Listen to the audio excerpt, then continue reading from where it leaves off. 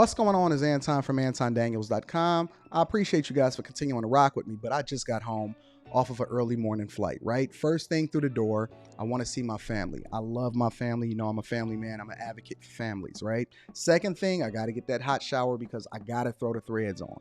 The threads make me feel like $1,000,000, but the third thing through my mind and all throughout the trip is that I gotta have that Tej pack. Tej makes my life uncomplicated. It's uncomplicated skincare for men. The first way that I started specifically was their level 1 system. It's a daily face wash to get rid of the dirt and grime on your skin. 2 times per week exfoliating scrub to get rid of the dead skin cells. An AM moisturizer with SPF 20 because you should always be protecting your skin from the sun, and a PM moisturizer to help your skin stay hydrated and healthy throughout the night. Here's the thing. My favorite part about Tej Henley is that every box comes with an instruction card that tells you when to use each product, how much to use, and in what order.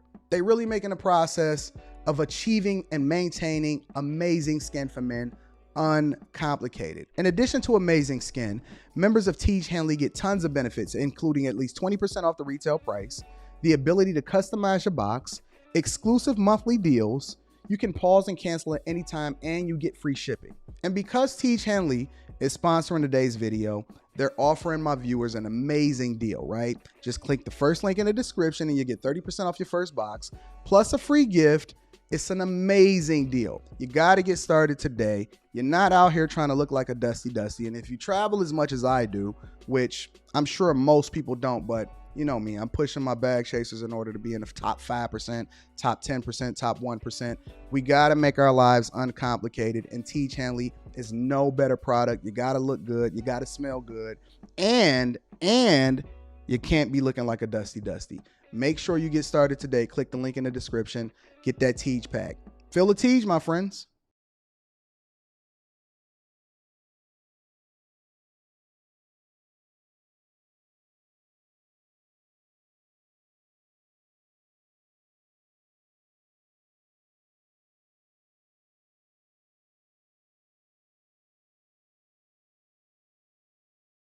What's going on is Anton from AntonDaniels.com. I appreciate you guys for continuing to rock with me. Thank you for tuning in for another edition of the Millionaire Morning Show. I am your host, Anton Daniels, and I'm looking forward to having a good show and getting it in. Can I get a mental health check in the chat? How y'all feel? One word only. One word only, mental health check in the chat. One word only. What's up? What's up? What's up, friends and family? I hope everybody is on time. Everybody is in a good space. We doing great things. We are very, very excited to continue to come before you today and have a great time. How many of y'all actually got that Tej pack? Sponsored by Tej Henley. 30% off your first order plus a free gift. Make sure that you get that for your men. Ladies, fellas, don't wait for the ladies to get it for you. I see blessed, busy, productive, awesome, lovely, loved, awesome, better. Houston. Good, rolling, focused, stressed. Vanessa, what's going on? Phenomenal, ecstatic, blessed, ready, grateful, tired, humble, happy, enlightened, smooth, stupendous, positive, great, ravenous, flavored, blessed, better. Yes, sir. Trying. Good morning. Splendiferous, steadfast, optimistic, hungry. Another optimistic, back to back, elated, positioned, blessed, Houston, grinding, alive. That's a good one. Impeccable, jazz, chasing, awesome. Beach bum, I like that one. Grateful, thankful, busy. Booked and busy or just busy? Booked and busy or just busy? Working, amazing, ecstatic, eclectic. I see y'all in a decent space today. You said you ready? J-Dub, you ready? Confused. What you confused about? Pressing. Press on. Stressed. Bola, what's going on? Healing. What up? What up? What up? You said your man don't like gifts because he have everything he wants, but I know what he likes. Chilling, lost, dope, grinding, consistent, found, you back. She's a Breeze said, I'm back. Kyla says they happy. Robert Wood said he flexing. Eric J says he blessed. What up, friends and family? Trevor said he working. All right, I see y'all. Y'all sweating at the gym. I see you, Trudy Ready Show. What up? Hey, hold on. Let me do a casting call. Ladies, if you in the city or you just so happen to be visiting Detroit and you look good, you smell good, you got pretty teeth, and you in a good space to be able to have a conversation, uncandid, make sure that you DM me because I would prefer to have beautiful people around me. And I love to have a conversation with the people in the Don't Do Coke in the Bathroom studios. I don't want to just talk to the super famous people that's already here. I want to talk to the people that's on the come up but may need a little bit of a boost and a platform in order to get out whatever it is that they feel. Come on into the studio and let's kick it. We're going to cook up. Anyways, make sure you tap into the Patreon. The link is in the description as well as pinned to the top of the chat. We got a full show for y'all today, and we going all over. It's going to be some uncomfortable moments. I'm going to tell y'all that right now. Loved says they're ecstatic. It's going to be some interesting news. I'm going to give you my take, and it's not going to be probably something that y'all like, but I guarantee you that we're going to have a full show today. We back to our regularly scheduled program, ladies and gentlemen. Y'all ready to get started? Y'all ready to dive in? Y'all ready to have a good time on the Millionaire Morning Show? Let me first start by acknowledging the people that continue to hold me down. Mike, that dude, is in the building. Shout out to Mike, that dude, running it up. I want to acknowledge a couple of super chats also. Highly Offensive is here. Says, showing love to the MVP. Thank you, my friend.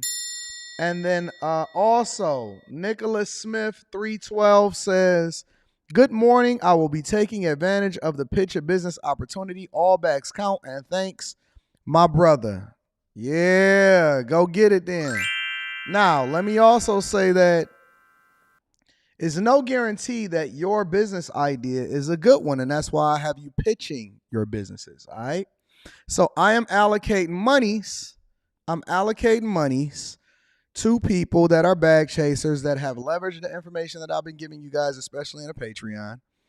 And when you pitch a business or when you shoot it out there, be open to criticism and also be open to new ideas or how you can pivot. And if I think that the business is actually a good one, I will be giving you monies in order to vet out your product more effectively or vet out your idea more effectively, all right? So I've done this before. If you want to see the previous videos, go and scroll all the way down in the Patreon so that you can see the previous pitches from previous years. I give you money for your business for you to vet this out. The monies will be distributed probably beginning of December, December 1st, December 2nd or something like that. And then I'm going to give you money for your businesses. I don't get anything in return. It's just me actually continuing to give you a leg up when nobody else will. You know what I'm saying? So shout out to y'all. Let's kick it. Let's get into it. We back to our regularly scheduled program. Thank you to everybody that support the platform. I will be reading super chats throughout the show. And again, sponsored by Teach Hanley, 30% off your first order plus a free gift. Let's get to it. All right. Y'all ready to get started with the show? This segment of the show is called Quick Hits. Basically, things that is going on in popular culture in the news that I don't really believe deserve a full segment unless we get more information. But we definitely want to keep you informed so that you will know what's going on out here in these streets, man. All right? This is Quick Hits. So, first and foremost, Jada Pinkett Smith is saying that she is suing after an accuser came out on Tasha K's show that basically said that Will Smith was getting murdered in there. And he wasn't speaking literally, all that, though that could be debated. He said that Will Smith was allegedly getting bussed down by Dwayne Martin, and he had a lot of other things and accusations to say. And this man just so happened to be the former assistant of Will Smith. She recently appeared on The Breakfast Club, and Breakfast Club released a clip yesterday, and they also released a full interview today. And this is some of the things that she had to say. In the No Soccer Mom chapter, right, you shoot down every rumor there's ever been about y'all. That y'all are swingers, that y'all were both gay and playing each other's biz, that y'all were sleeping with whomever you choose. Yeah. How does it feel in 2023 to still have those same rumors out about people you love, like Will and Dwayne? I know. That just came out too recently. Yeah, and let me just say this.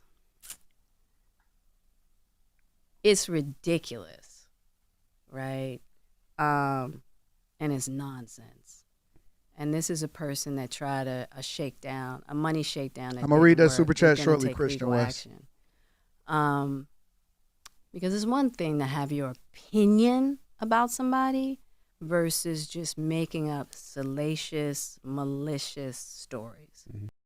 So she's basically saying that it's absolutely positively false, that the person is a former assistant that basically tried to do a shakedown. I will be going more into depth in this conversation probably tomorrow on Friday when I open up the panel for y'all to be able to come up and ask whatever questions that y'all want to ask. And she said that the guy basically tried to do a shakedown for Will. Will wasn't going for it. And so he went on Tasha K's platform and dropped a whole bunch of stuff that wasn't true, but in revenge to what goes on. Now, I believe, let me tell you what my thoughts is on this really, really quickly. I believe that there's a little bit of truth on one side and then a little bit of truth on the other side.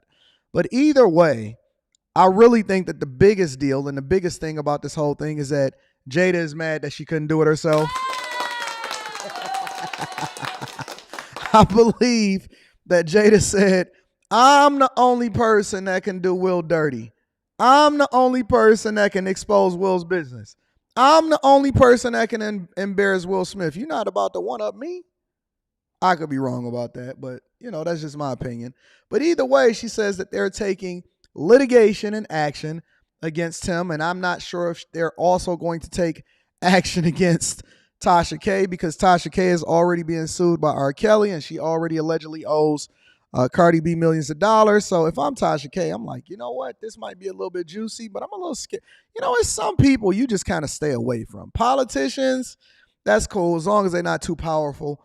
You know what I'm saying? Other YouTubers, you can react to the content, but just don't take no personal shots. But when you start talking about people like the Oprahs and the Smiths and all of them, you just going to have to keep it surface level and just speak on rumor and not necessarily allege something that's true without having absolute positive evidence of the fact that it is true. So we're going to see how that play out.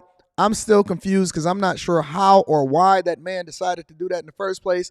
I don't know how you move like that in a room full of snakes. You better keep your grass cut low. Keep the people around you very, very careful who you keep around you because people will bite you and they will definitely throw your business out there or even lie and then mix the lie with the truth and then make it true because we don't know the difference and we don't actually have proof otherwise, but they're going to say what they want to say and then they're going to have to face the litigation that come along with it. So they're entertaining us and they're giving us fodder for us to have a conversation about. Meanwhile, he throwing himself under the bus and he got emotional and decided to go out there and go against Will Smith and Jada Pinkett. So we're going to keep an eye on that and see how that plays out. Also, Biden met with Chinese representatives, including the president of China, yesterday in San Francisco. Here is some footage of him pulling up.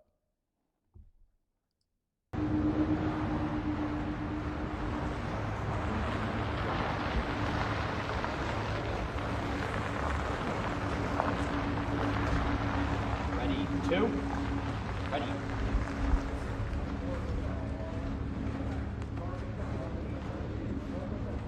We're in. Open the door. Ready. Doors. Ready. Pop. Ready.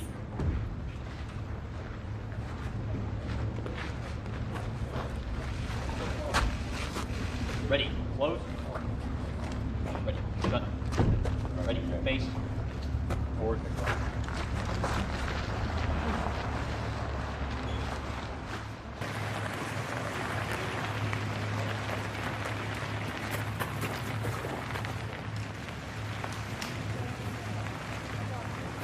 President Biden, what's your message? What's your message to China today?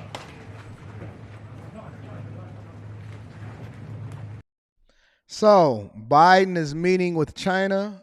They are here in the United States of America, safe and sound, and they are having conversations. And there are some key takeaways that's being alleged based off of some of the people that are privy to conversations that's being had inside of the United States of America on behalf of China.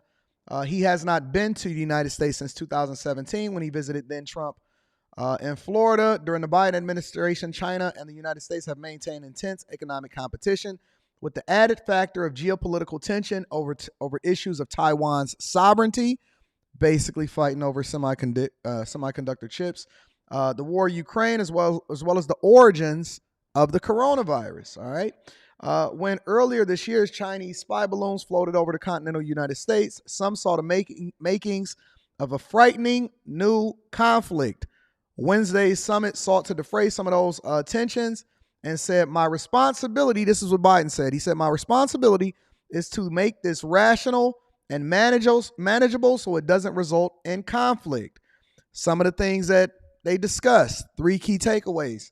China vowed to do more about fentanyl. So fentanyl, in my opinion, is a weapon that's being used against Americans in order to keep us drug-induced, and it's being promoted by black culture and white culture, but it's being flooded in the United States and is being tamped down with horse tranquilizer in order to step on it and make it extend.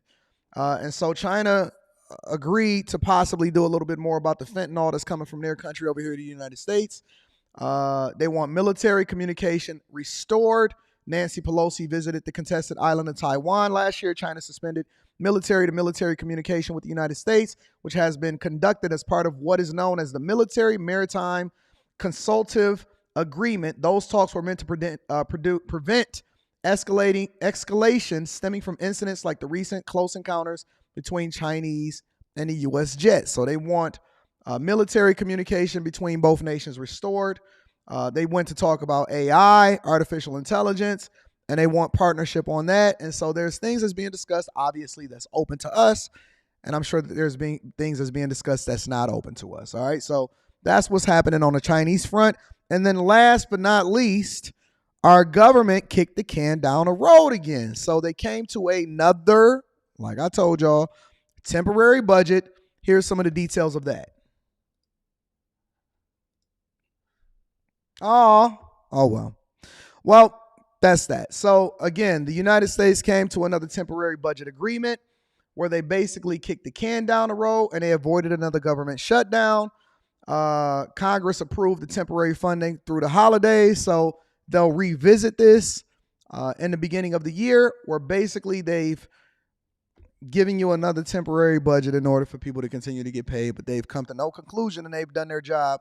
They actually did this all the way up into the final hour in order to keep the government funded. And so we're going to continue to have these conversations every 3 months, every year. It's going to be the same thing over and over again. And none of our legislators can actually do anything. But the ending of the threat of the government shutdown until after the holidays, Congress gave final approval on Wednesday night to a temporary government funding package that pushes a confrontation over the federal budget into the new year. All right. Senate met into the night to pass the bill with an 87-11 tally and sent it to the president for his signature one day after it passed the House on an overwhelming bipartisan vote. It provides a funding patch in the next year when the House and the Senate will be forced to confront and somehow overcome their considerable differences over what funding levels should be. In the meantime, the bill removes the threat of a government shutdown days before funding would have expired. And the Senate Majority Leader Chuck Schumer said this year there will be no government shutdown. The spending package keeps the government funding at current levels for roughly 2 more months. While a long-term package is negotiated, it splits the deadlines for passing full-year appropriation bills into 2 dates, January 19th for some federal agents and February 2nd for others, creating 2 deadlines where there will be a risk of partial government shutdown.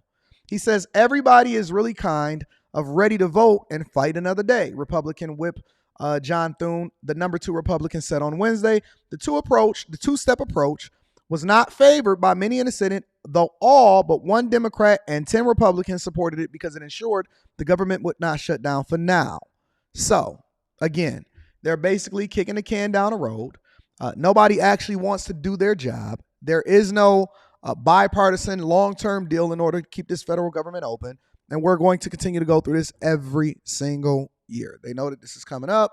They want to have their vacations. They want to continue to get paid. They don't want to look bad to their constituents, but they don't want to actually work hard and come to a conclusion on what's best for the American people. So that is currently what's going on with Quick Hits.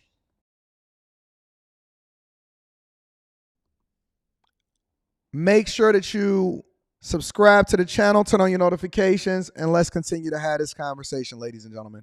Let me read a couple of super chats, and then we're going to get started with the real show, because it's going to be some furniture moving in here today. I can already tell you. Christian West says, y'all pray for me. I have a run tomorrow for my new job. If I get it, it will put my family on a whole new level financially. Yo, Lord, we come to you on behalf of Christian West, and we ask that you bless him. Bless him in his run tomorrow for his new job. Bless him to be impressive. Bless him to be confident. Bless him to be able to speak with clear communication.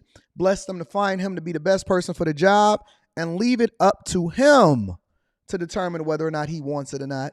And then bless him to vet effectively, because the interview is not just for them to interview you, but it's also for you to interview them to understand whether or not it's going to be a good fit. Bless him to move in his kingship, to be great, to take care of his family when he becomes successful. Bless him to be able to handle the success and let the money be life-changing for him and his family in a positive way. And do not let his family suffer as a result of his success. We ask for all of these blessings in Jesus' name. Amen. Shout out to you, Chris. Move like a king. Make sure you watch that video on side of the Patreon called Interview Like a King. Move in your confidence, and it's yours to turn down, not theirs to give it to you. It's yours to turn down, not theirs to give to you. All right. Kid Nash 23 says, this is my first time being here for your live show. Just wanted to show some financial appreciation. Keep up the good work. Shout out to Kid Nash running it up. I appreciate y'all. I'm going to continue to read super chats throughout the show. Let's get into the uncomfortable conversations, ladies and gentlemen. Oh, wrong one. So, I've been following this story for a few days now, okay? I've been following this story for a few days now. And I wanted to make sure that all of the details came out before we started to have an uncomfortable conversation. I'm going to read that super chat shortly, William Lucian. I wanted to make sure that all of the details came out before we started having an uncomfortable conversation. Now,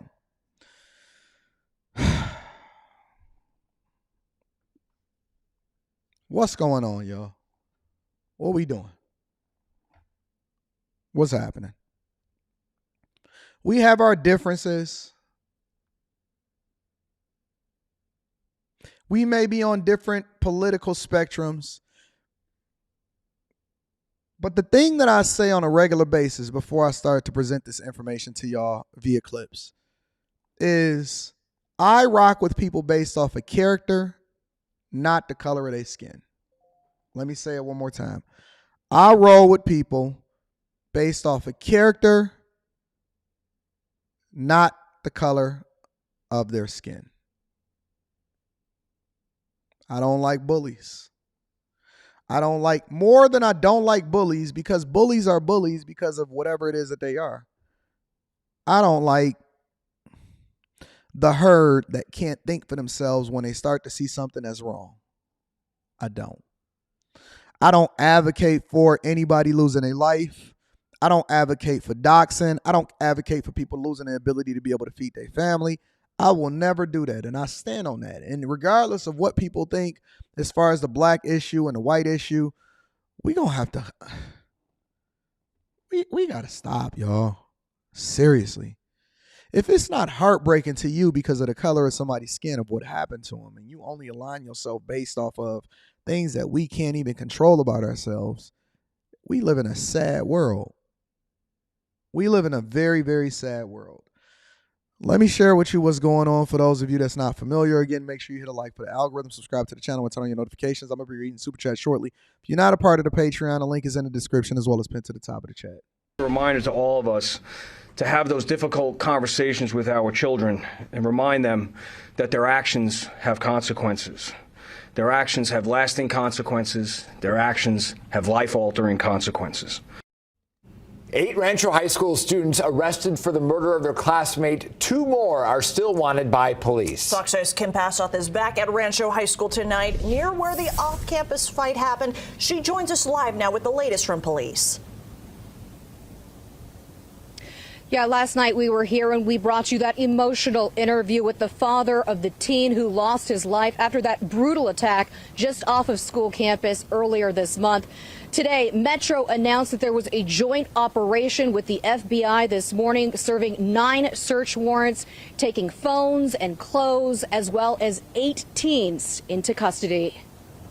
I'm here today to announce that we have 8 suspects in custody for the murder of Jonathan Lewis. Nearly 2 weeks after the brutal attack on 17-year-old Jonathan Lewis, classmates at Rancho High School, ages 17 to just 13 years old, were taken into custody. After the fight occurred, he was laying unconscious and unresponsive in the back alley, and a citizen nearby saw him, began attending to him, and carried him back to Rancho High School, which is what prompted the initial 911 phone calls.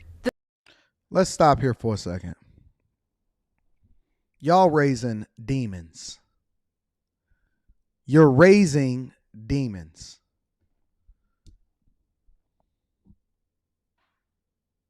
I don't know if anybody told you. I don't know if anybody has been this direct with you. You're raising demons. They have no compassion. How can they be 13 years old, 17 years old? Everything that they're doing and everything that they're a part of is a learned behavior. 17, 16, 13, 14. And their stomach don't turn at the possibility of somebody getting hit in the face. Man, that's the last resort.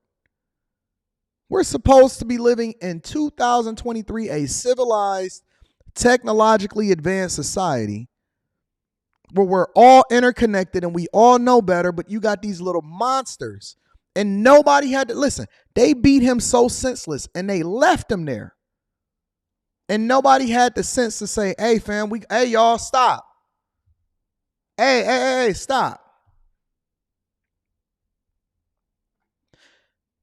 I had a conversation with my daughter yesterday. And she obviously is familiar with this because news travels fast. And she was one of the people that first alerted me to what was going on, right?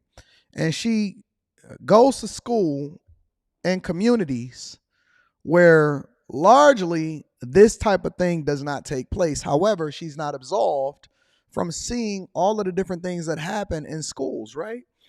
And she made a suggestion. She said, maybe everybody should just be homeschooled. Maybe everybody should just be homeschooled.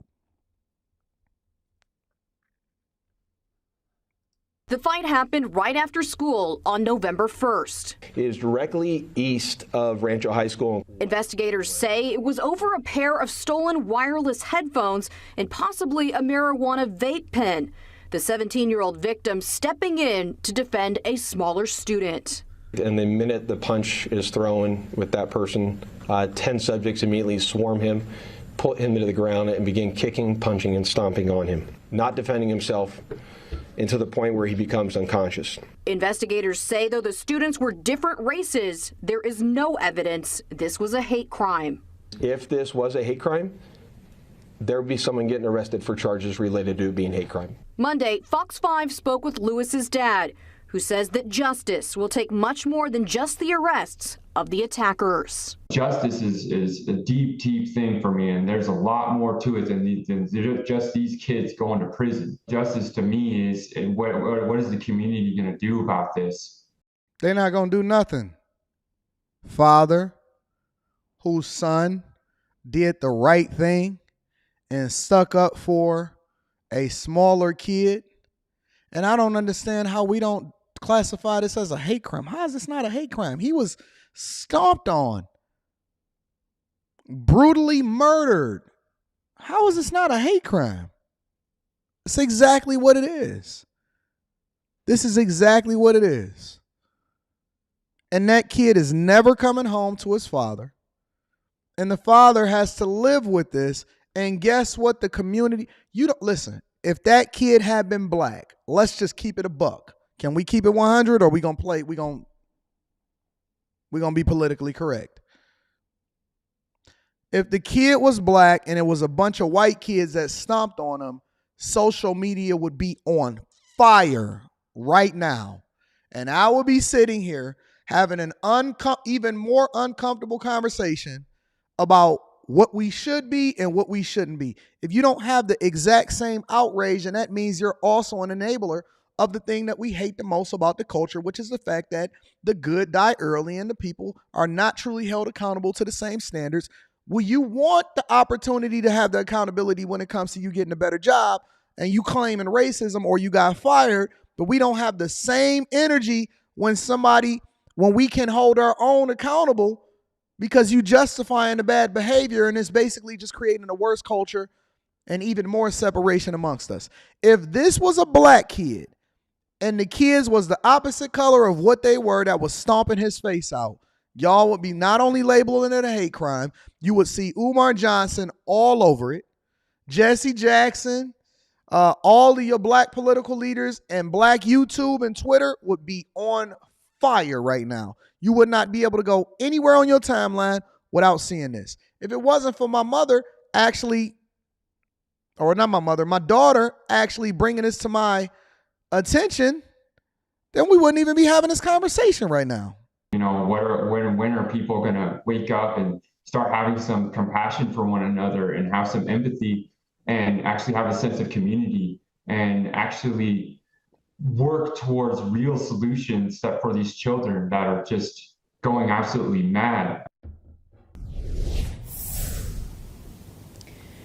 And police say that their investigation is far from over. They plan on releasing pictures of 2 more teens who they say were involved in the attack. Those pictures should be coming out shortly. As for, they're asking for witnesses to come forward, anyone who may have seen anything, anyone with video. Even if you think that they may have seen it, they are asking you to submit it so they can continue to build this case. As for these 8 teens who are already in custody, those 13 to 17-year-olds, they are in juvenile hall tonight. It will be up to the district attorney whether or not they will be charged as adults. Let me share with you the most recent update of what's going on with this, y'all. Our 8 News Now investigators were in court and also tracked down not only some of the relatives of the victims and some of the suspects in this case, but also the district attorney, Steve Wolfson. Now, DA Wolfson made the decision to charge that 13-year-old with murder, and as far as we can tell, making that juvenile the youngest murder defendant ever in Nevada. Kyle Payne is here now in studio with more. So here's the question that we have to ask ourselves, because we know that it's wrong, and that's not even a debate. It's wrong. It was wrong as 2 left shoes. Is wrong. All right. So here's the question that you ask yourself. 13-year-old kid, a part of the stomping party, 13 through 17, all of these people are being charged with murder, right? Which means that their lives is going to be ruined for the rest of their life. All right. Here's the question that you have to ask yourself. Should they be charged with murder? Should they be charged with murder?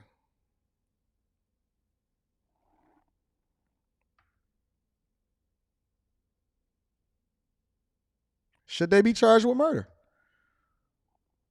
Take the race part out of it. Take the gender part out of it. Should they be charged with murder? Let's continue. Brian, we had 2 newsrooms in 2 juvenile courtrooms in a morning full of murder charges. This crime has people speechless, but that didn't stop us from trying to make some sense of it. No. Yeah, we're just asking some real quick questions. As adult, did you watch the video? It's very disturbing. I didn't. After adult, Back up.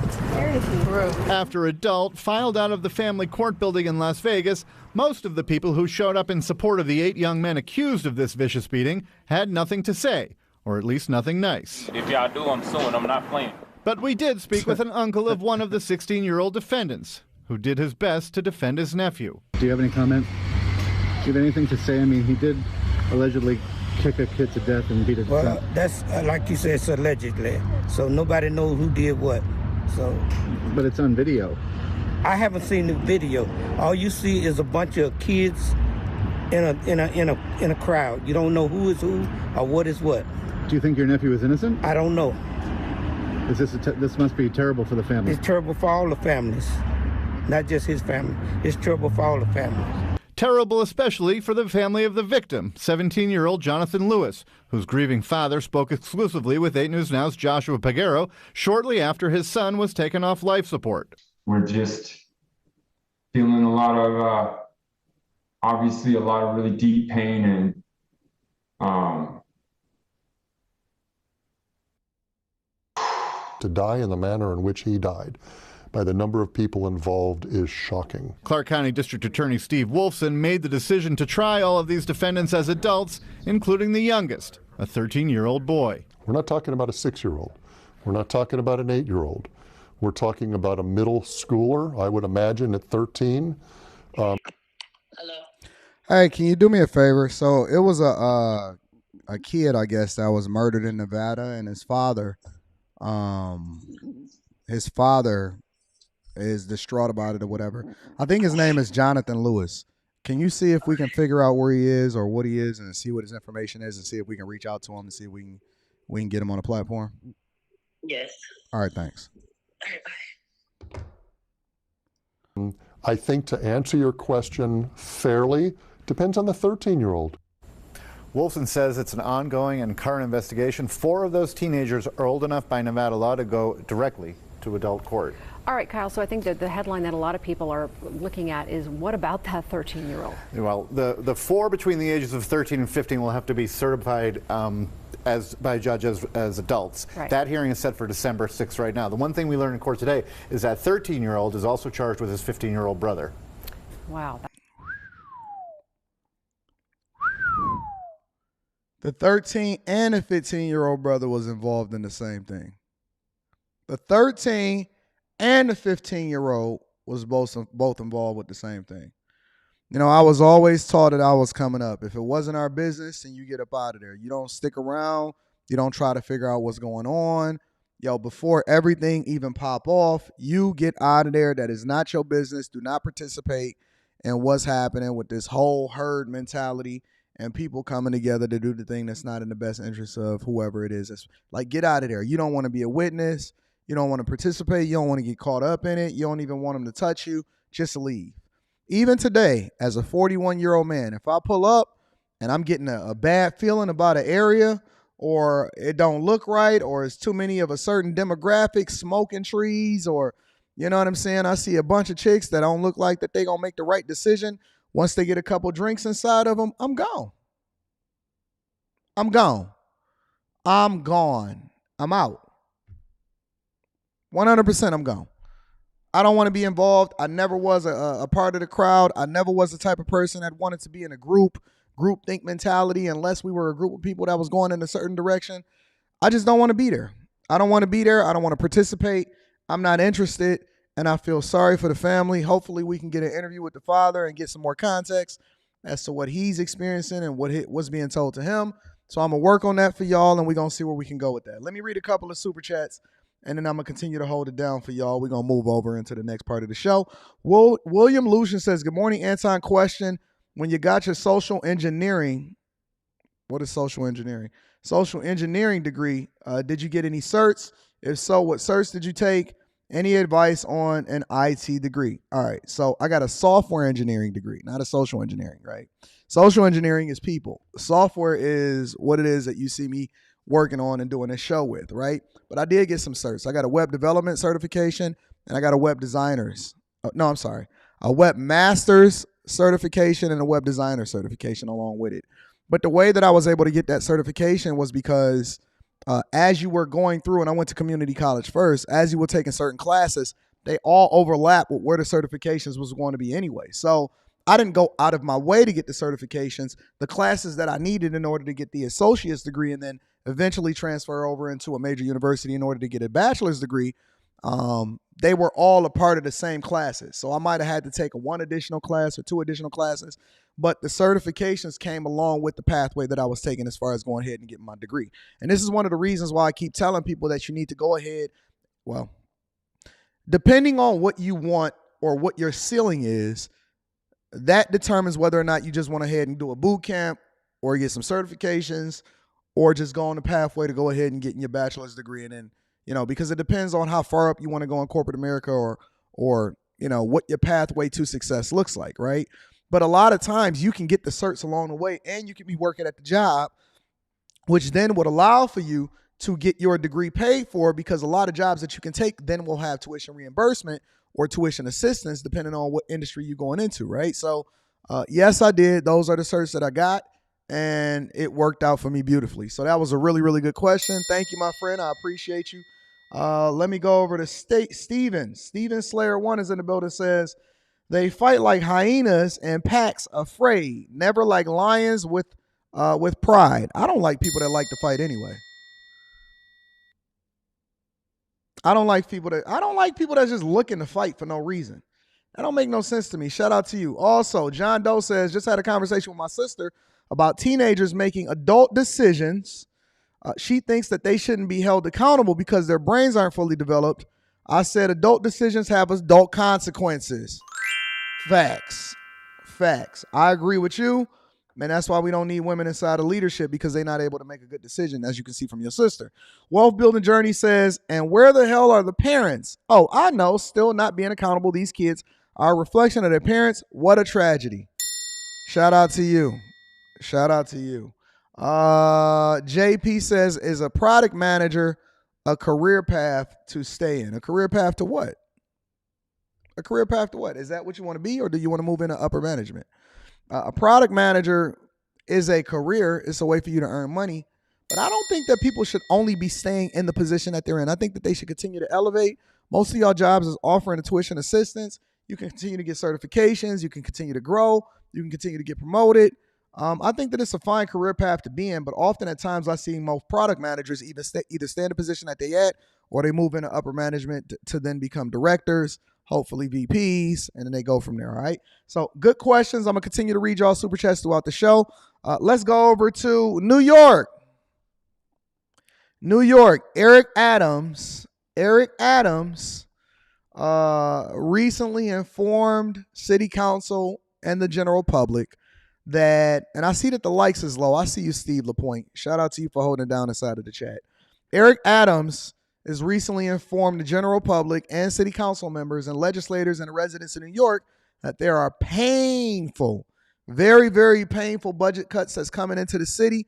Make sure y'all hit a like for the algorithm, subscribe to the channel, and turn on your notifications. But before we go into that, I want you to understand what the city is facing, including the police officers, the firefighters, and the EMT people. All right? Disturbing new video showing 3 men attacking an NYPD officer in broad daylight at a Bronx subway station this past Monday. This comes as assaults on police are on the rise. Fox 5's Lisa Evers is live on the Upper East Side with more. Lisa. Well, Steve and Natasha, this alarming rise in assaults on uniformed police officers has law enforcement officials speaking out about this growing trend they'd like to reverse. And it's raising new questions about what it all means for public safety. The videos from the PBA are tough to watch. On Monday, an NYPD officer was beaten by 3 suspects after he asked them to stop smoking at a Bronx subway station. That attack came just 2 days after Lieutenant Gypsy Pichardo was beaten by 2 armed men when he asked them to leave the train. Now, as you look at this man that got the brakes beat off of him, and remember, these are husbands, fathers, brothers, uncles, human beings that are trying to make it home to their family. And if these human beings do anything, and I mean anything, if they forget to read you a Miranda right, if they misquote the Miranda rights, if they use what you define as excessive force, you will be protesting, you will be advocating for the release of their jobs, and you will be saying that they should never, ever work again, right? Now, remember, these are people that are held to the highest standards ever because they are our police officers.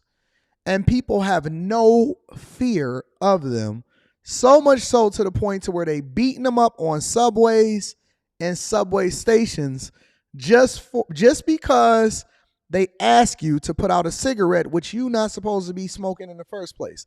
Now, again, here's my question, considering the thing that we just seen previously with the white kid that got unalived by all of the people that stomped him out in Las Vegas.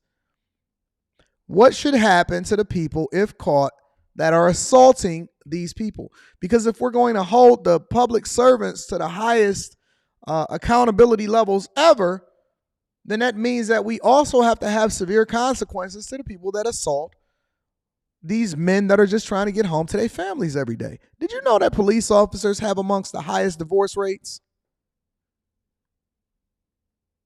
Look at Ray Ranger Bear. Let me show you. Let me show you what our culture is.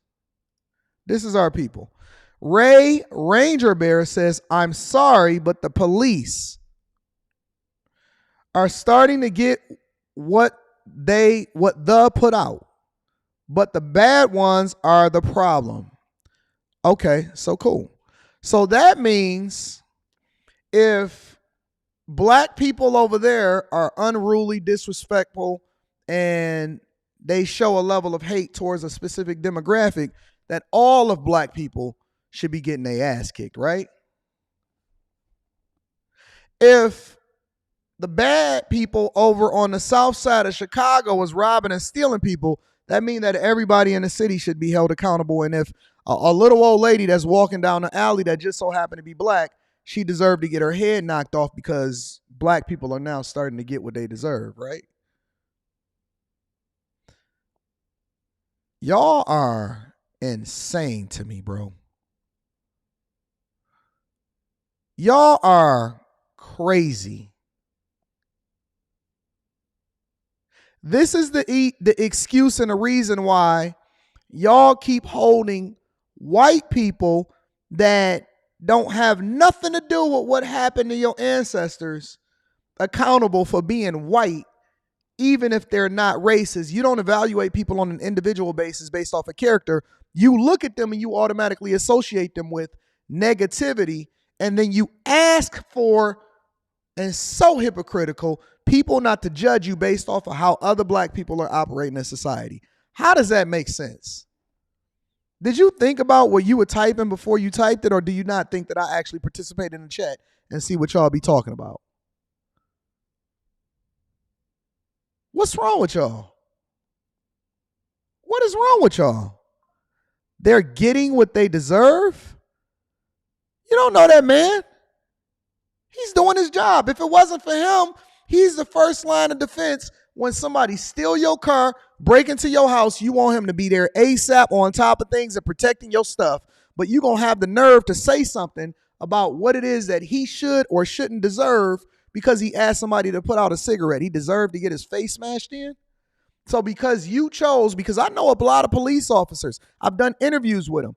I know police officers that grew up in a specific neighborhood and they wanted it to be policed by somebody that understood the people that lived in the neighborhood. And so do they also deserve to get their face smashed in?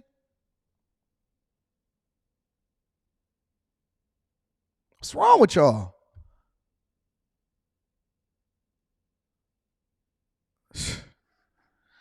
I'm going to be reading Super Chat shortly. Let's continue. I asked NYPD Deputy Commissioner Tariq Shepard about the apparent lack of respect for the badge.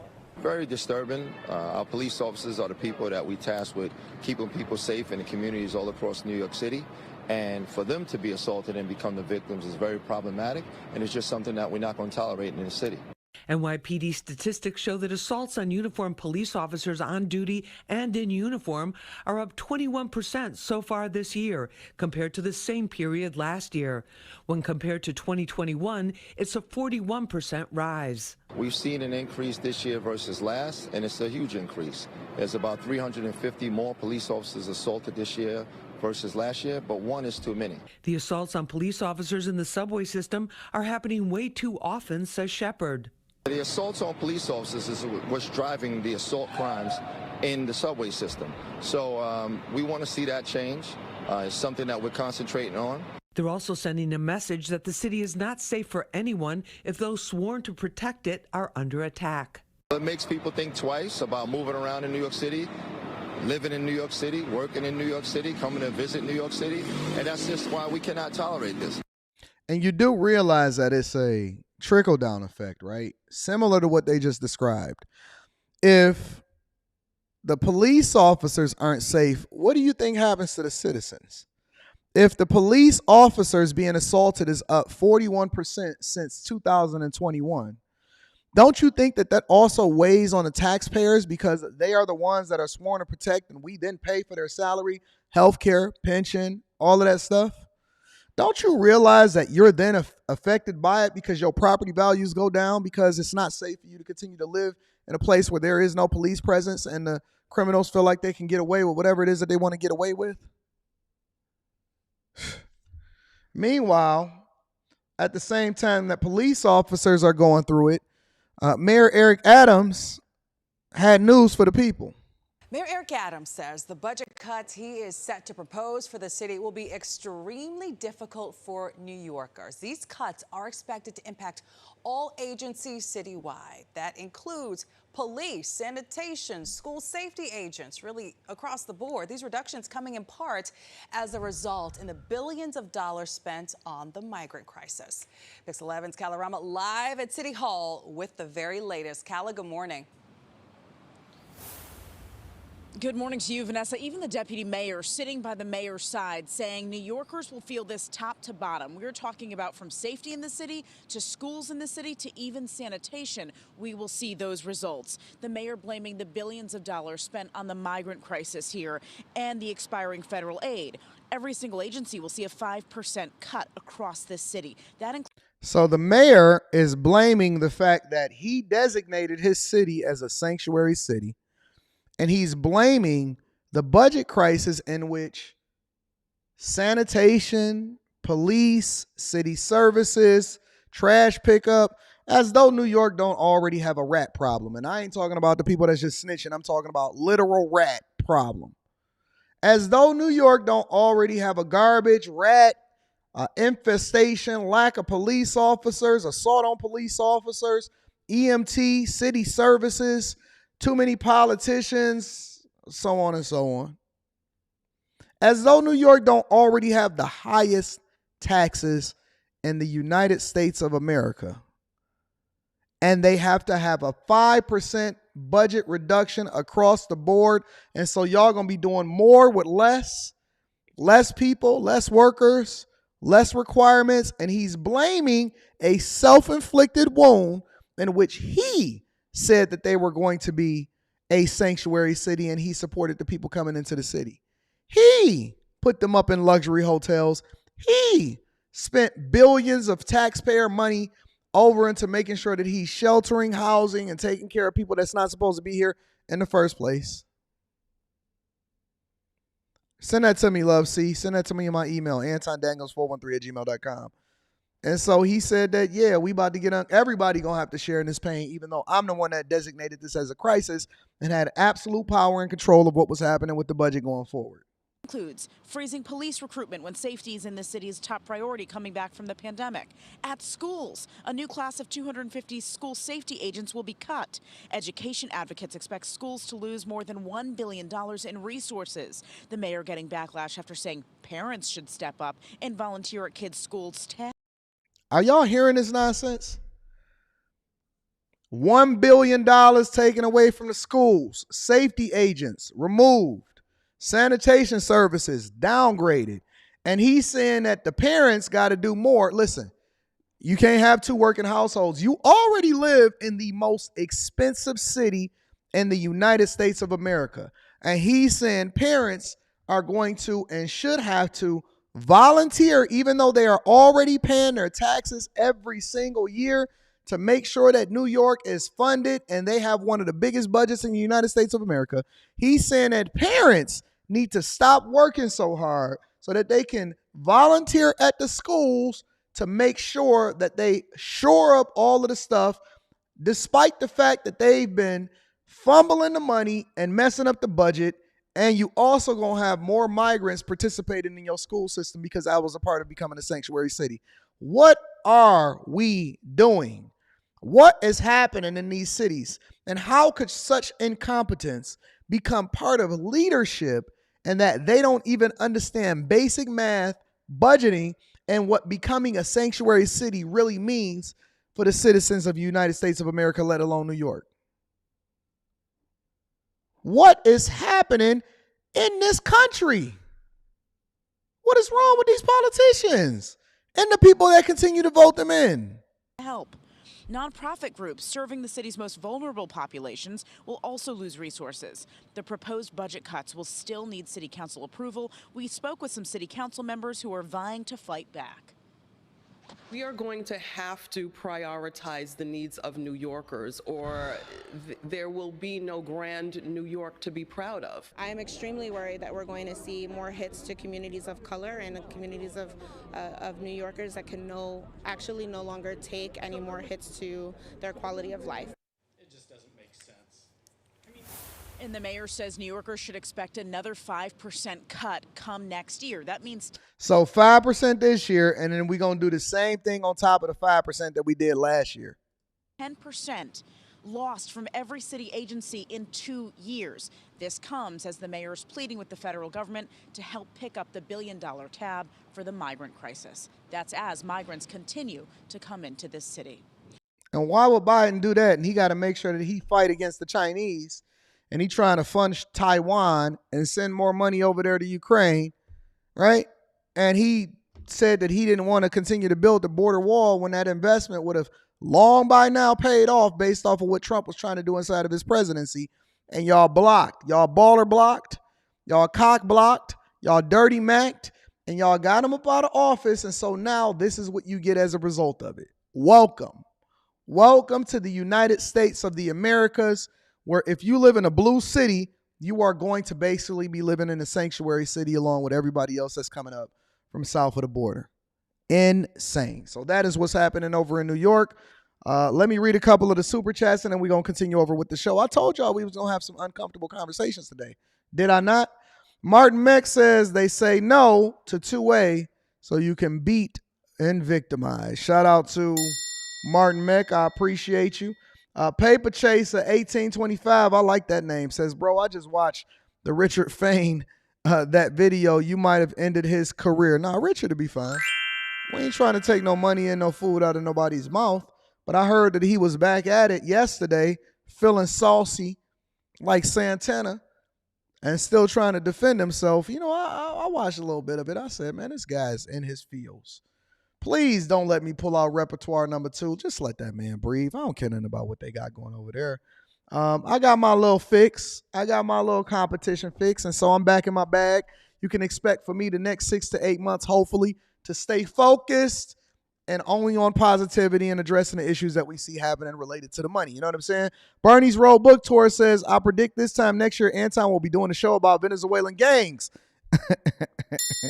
in New York. Shout out to Bernie's Road Book Tour. I appreciate you. And then we got my dog Ash. Ash says, AD, this is exactly and partly why I left Chicago and choose to live in a non-black community, especially because my wife is white and son is half white. I am sickened by black people's behaviors against innocent white Asian people. They killed that man's son. This needs to stop. And I 100% agree with you, Ash. Thank you for continuing to hold us down and supporting the platform. But Ash, you said here, this is partly why I left Chicago. Well, we don't necessarily want to leave any stones unturned, and I'm going to continue to read the super chats throughout the show. Make sure you tap into the Patreon. Link is in the description as well as pinned to the top of the chat. Chicago also got a new city budget. Yeah, Chicago got a new city budget. He said the king is back. The king is back. And he introduced some new initiatives right after the budget was certified. A win for Chicago Mayor Brandon Johnson. Today, aldermen gave an overwhelming yes to his new $16.6 billion budget. CBS 2's Sabrina Franza joins us now. The budget calls for helping migrants, but that isn't the only initiative for new arrivals, Sabrina. Joe. Before we get into this, y'all, as you look at Mayor Brandon Johnson at the bottom of my screen right here, right? I'm going to read that super chat shortly. I got you. I see you, ABJ. As you look at Frohawk, who just I can't figure out why this man is still in the news. I mean, this man can't stay out of the way. He is on the front page of the news every single day. It's like I have so much smoke for politicians in Denver and Atlanta and Seattle and all over the country, but I can't even start to smoke. When we smoking, I can't even start to smoke because every day that I wake up, you guys are sending me emails from new updates with what's going on with Mayor Brandon Johnson, and he is at the forefront of the congregation every single day. I'm starting to think that he actually likes being at the front of the congregation because I know his people watch what we doing. I know he paying attention to what we doing. Ain't nobody addressing and bringing Brandon Johnson to the front of the congregation like we are. Maybe because it's not quite ramped up in election season, so it's not meaningful to what's going on in our individual cities, huh? I think it's meaningful because I think that this is exactly what's going on in every other city, but more in Chicago than anywhere else in the country. They have a $16 billion budget. That is insane. $16 billion budget. If you don't know how to manage an annual budget of $16 billion, there has to be something wrong with you. We really just need a clean slate with no special interests inside of our legislative branches on a local level and a federal level. Because if you do not truly understand what it means in order to be able to manage a budget like this, yet you coming in as a teacher and you giving us big words that we don't necessarily understand because it's out of context with whatever it is that you're talking about. If you can't manage a $16 billion budget and a part of that budget is to make sure that you allocate monies over to people that's not even from here, let's get into it. Immediately after passing this budget, the mayor announced the city would be receiving new resources from the state and county to help move migrants out of temporary housing. We are implementing a tiered 60-day shelter stay limit combined with robust case management and workforce access to move. Okay, as a C student, and I'm going to rewind this, and sometimes I've learned, I had a very interesting note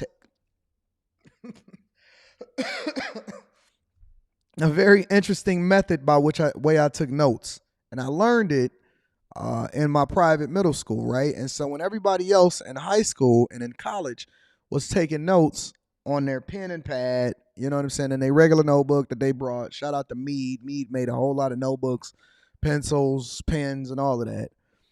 I learned not to do that, right? And my method of taking notes was basically I would put a recorder, because back then when I was in middle school, which was the mid 90s, 94, 95, 96-ish, we didn't have iPhones and stuff like that, so you would buy a recorder, right? And so you would put the recorder, and I didn't notice until I seen everybody else. They had learned it in elementary school, and I was just learning it in middle school, right? And so they would take the recorder, and they would put it on the teacher's desk, and when the teacher would lecture, because they would lecture like we were in college when I was in middle school, because I went to a private middle school and then I went back to public school and high school. So they would put the recorder right there on the teacher's desk and they would hit record, and then all of the students would not take notes. They would just be paying intense attention to what the teacher was saying, right? So I learned to, now that we have social media and now that we can replay clips, if I don't understand it, I'm going to just replay it over again, all right? Please bear with me because I can't be the only C student in the building. I cannot be the only C student in the building. Please, and if you have some clarification for me in the chat, I love to get your feedback, but I'm going to rewind this just a little bit because I didn't quite understand what he said. Let me play it again for you. We are implementing a tiered 60-day shelter stay limit. I get that one. So on a tier, depending on where you at, probably how many kids you got, your stay limit in a shelter from temporary housing to permanent housing, which I'm assuming that permanent housing also includes the tent cities that they're building. We're going to move you from temporary housing, maybe you over there in a hotel and they paying hotel owners, to now they're going to move you in these tent cities that they're continuing to build for the people. Okay, I get that part. I missed the next part.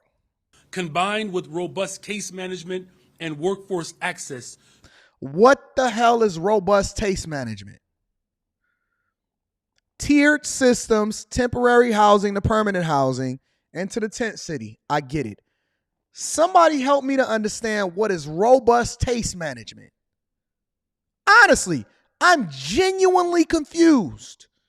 In this new city budget and in this new initiative that he's now implementing across the city, I'm not one of them people that's going to sit here and pretend like I know what you're talking about. Hey, listen, I tell all of my people, including the people that work for me in corporate America, explain it to me like a little child.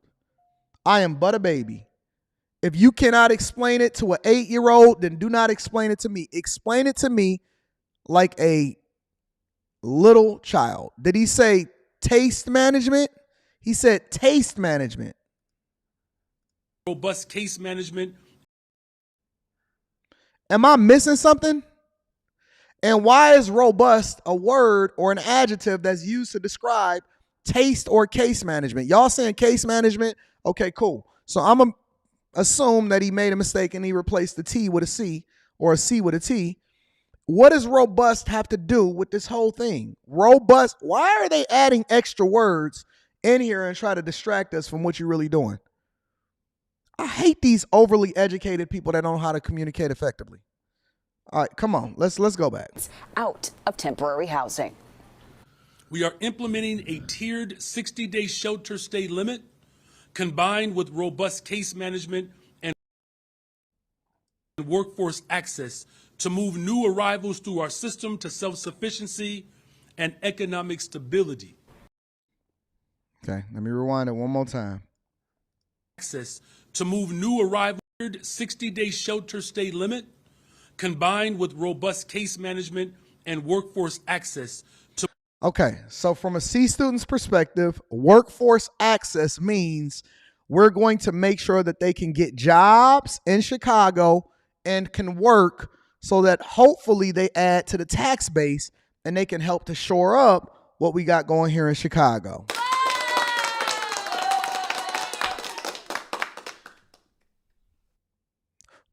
Why they don't just talk straight to the people to increase work access and robust case management? What the hell are you talking about? Okay, so you want to be able to get the people through the system more effectively, and you want them to be able to work, so you're going to increase the amount of visas that you're making available to the people, even though they're illegal, and you want to label them a crisis and asylum seekers. Okay, so you want to get them jobs and you want to make them a part of the workforce. Is that what we're saying here? Like, come on, man, just cut it to me short. Cut it to me short. Just give me the cliff notes and tell me exactly what it is that you're trying to do. Please don't throw extra words in there. Don't throw extra adjectives. Just tell me what you're doing. Just tell me what you're doing. Okay, so you want to get them jobs. You want to get them into permanent tents. We're going to move over into 10 cities. We want to get them jobs. We don't want them staying in a hotel. And we want to make sure we get them through according to whatever it is that their situation is, including whether or not they got kids. That's as simple as it is. Just tell me. Just give it to me straight. Don't throw the extra in there that's not necessary. To move new arrivals through our system to self-sufficiency and economic stability. So you want to make sure. A new plan, Mayor Brandon Johnson says to, quote, never sacrifice the needs of Chicagoans in support of those who wish to become Chicagoans. He says the city will have more people at landing zones accepting migrants, offering a greater opportunity to bring them to family members or sponsors who might be outside Chicago's 77 neighborhoods. It's not clear if that 60-day stay limit would mean kicking migrants out of shelter if they cannot be settled elsewhere in time. And this announcement comes just after the city council voted to approve $150 million in migrant spending this upcoming year. That's just about half as much as the city anticipates spending on migrants this year. And that was the biggest issue with the mayor's critics, some who voted against the budget because they felt it relies too heavily on the goodwill of the state and the federal governments to support the migrant crisis. We're up to 40 million a month right now, and they're still coming. So that number is going to continue to grow. And so how can you allocate 150 million? So you already going to be at a budget deficit. You're mismanaging the budget, but everybody just voted it in because nobody wanted to have the hard conversation and actually solve for the problem, right? And so they're basically doing the same thing as the federal government and kicking the can down the road to whoever it is that's going to replace Brandon Johnson, because I'm assuming that y'all going to vote appropriate next time. But basically he's allocated as a part of the $6 billion budget, $150 million over into the migrant crisis. But the reality is that they already are $40 million in a hole every single month. So if you're going to be spending upwards of $500 million a year, Why are you only allocating $150 million for the migrant crisis, knowing that you're going to be at a deficit or a shortfall? And more are coming every single month. You're spending upwards of over $40 million a month, but you've only allocated within the city budget $150 million for the crisis itself. So the problem is that we're not getting to the core of the issue in order to cut the fat away so that we can have a robust budget in Chicago. And this is why you don't want people that consider themselves for the people operating in a business environment in which they have to manage a $16.6 billion budget. See, if y'all started putting things in context a little bit more effectively, you'll vote differently. You'd vote differently, right? If you stop having conversations based off of, well, shout out to Ash, I'm going to be reading that super chat shortly. Well, he said that he is support abortion rights, or they want to do away with the bail system for the criminal justice system. Ma'am, do you know that this gentleman right here that can't even speak clearly for the people is going to be managing almost a $17 billion budget, and he's going to be determining what resources go into what neighborhoods in order to make sure that your schools are funded, your police keep you protected, the EMT services, the streets don't have to continue to be sold out? Don't you understand that this man that you're voting in right now, see, if you remove that context and you add an additional context and you realize that, okay, wait a minute, wait. You telling me this man is going to have control over what happens in our police departments, the funding, the budget?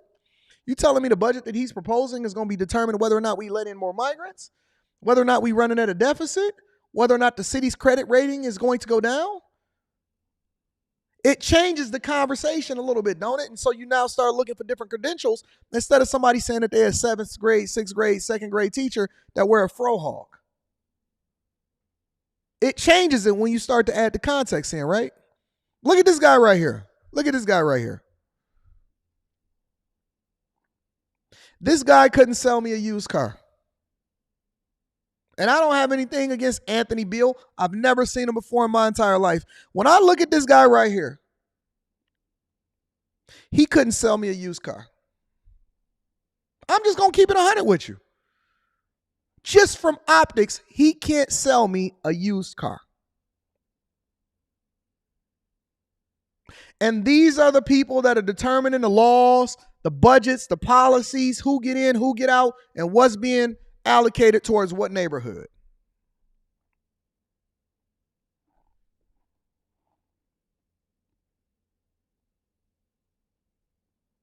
Am I off or am I on?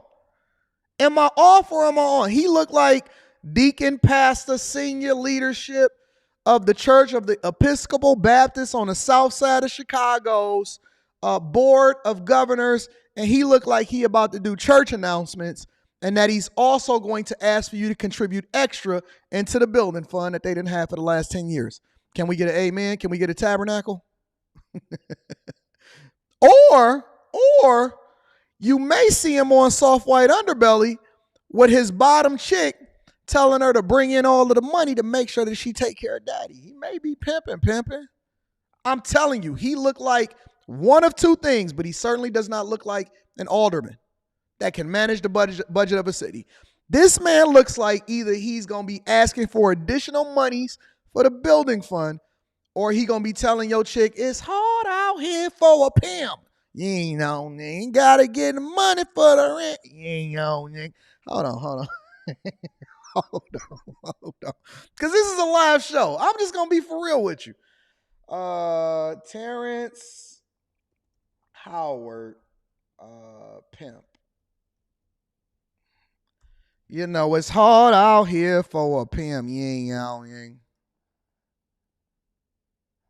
All right, so you tell me. What's the difference? You know it's hard out here for a pimp. You ain't on it. When you gotta get that money for the rent, you ain't on it. With the Cadillac and gas money spent. You know it's hard out here for a pimp. You ain't on it. When you gotta get that money for the rent, you ain't on it. You telling me that this man right here ain't pimping? You telling me that he not pimping?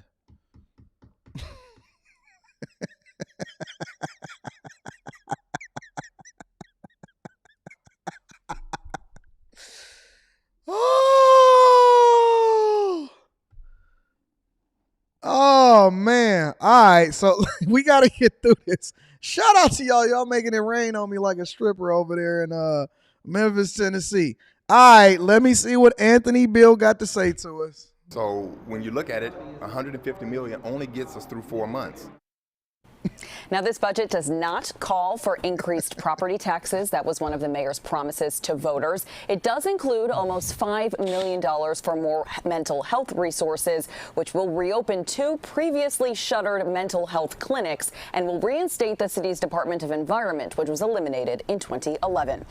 So that's your mayors, Eric Adams and Brandon Johnson. Make sure that y'all rock out with that Tej Henley, 30% off your first order plus a free gift. Let me make sure that I go ahead and read some of these super chats so we can get deep diving into what's really happening out here in these streets. Y'all making it rain on me like a stripper. Good God, Ash, what do you got going on over there? ABJ's Wise, Strong, and Safe says both the Fanes and they feelings. Y'all leave Richard Fain alone, man. He a good guy. He just didn't know what he was getting himself into. I'm going to get to you in a minute, Ash. Hold on. Tariq Vier McClimate says, I got this $5 for the collection plate. Thank you, my friend. And then SS29 hit us, he says, for those vocals, Anton. Woo! Thank you, my friend, for holding me down. Anthony Kelman says, recently found this channel, been watching from the shadows, just wanted to show some love. We need brothers like you in our community promoted and not these no-lifes. Can we get a round of applause for Anthony Kelman for supporting the platform? Thank you, my friend. It does not go unnoticed. I try to read every single super chat that we got out here in these streets. Can we get a...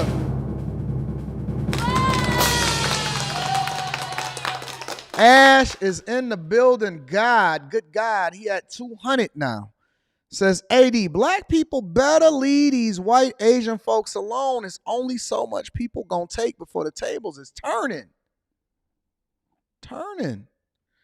I left in fear of what I could do to ninjas who share my skin color. He said, I'm protecting you by me leaving, not the other way around.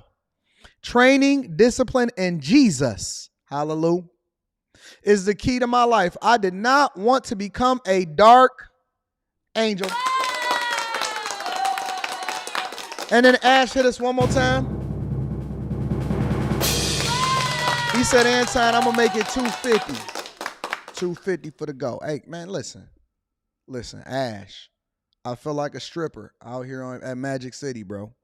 He said, one more thing, AD, this is for the black people. These ninjas killed that white man's son. How many more white kids in these public schools have to die before the black community get it? You are playing with fire. This veteran will not save you, ninjas. Ash. We appreciate you over here at the Millionaire Morning Show. We don't take what you do over here for granted. And I absolutely 100% agree with you. I absolutely 100% agree with you. See, it's one thing for you to make it rain on me like a stripper, Ash. But it's another thing for it to be true and you to rain on me like a stripper. Ash, don't force me to get up here and start shaking my tail feather. Don't force me to get up here and start shaking my tail feather, Ash. You are absolutely right, though. I appreciate you. Thank you. I will continue to read the super chats throughout the show. Make sure that you tap into the Patreon, y'all. Link is in the description as well as pinned to the top of the chat. Let's get to it. Never thought I'd see this day in a day in my life. I never thought it would come to this. But some people are saying, I told you so. I never thought that it would come to this, but some people are saying, I told you so. Is Ben Shapiro, conservative commentator, also turning against Candace Owens? What? Listen, we got to have a conversation. It took for an Israel conflict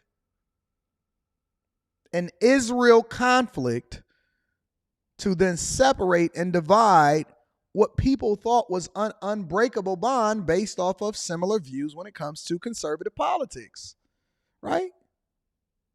So Candace Owens, thank you, Dewan, I appreciate you, recently appeared on X, formerly known as Twitter, and she was on Tucker Carlson's show. And Candace, a very pregnant Candace, is a very dangerous Candace because I have seen her take no L's over these past few months.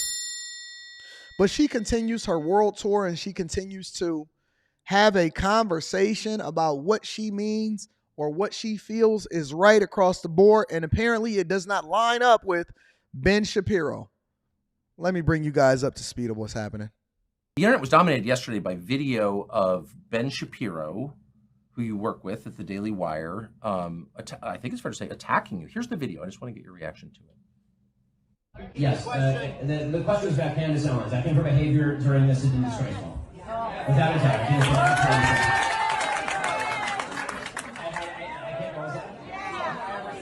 Yeah, I mean, she still works for my company. I think she's been absolutely disgraceful. I think that her faux sophistication on these particular issues has been ridiculous. It's not faux sophistication, it's ridiculous. Everybody can see the moves that she's making and the things that she's saying, and I find them disreputable. So maybe there's a point in the video here.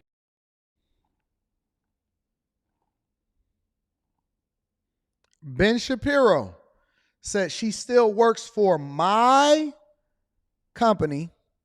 My company, yes, she still works for my company. She's my employee.